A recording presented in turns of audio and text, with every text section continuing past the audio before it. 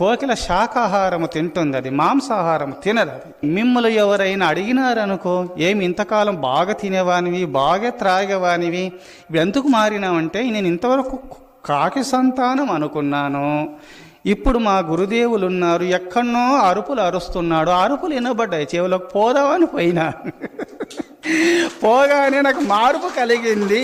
నేను కాకి సంతానమును కాను, ఈ మాయా సంతానము నేను కాను, మహేశ్వర స్వరూపుడైన ఆ పరమాత్మ అంశనే నేను, భిన్నంగా ఉన్నాను. దైవ చింతన వల్ల దైవాకారాన్ని పొందుతారని గురుదేవులు చెప్పుతూ ఉన్నారు. కావున ఈ భవబంధ విముక్తునవుతానని చెప్పి ఎవరైతే పరమాత్మ ధ్యానం చేస్తుంటారో వారు ఈ జన్మలోనే కైవల్యాన్ని పొంది తీరుతారు.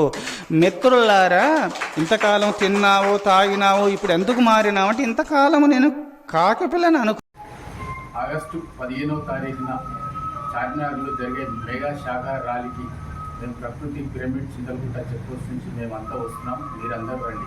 చలో చార్మినార్, చలో చార్మినార్, చలో చార్మినార్.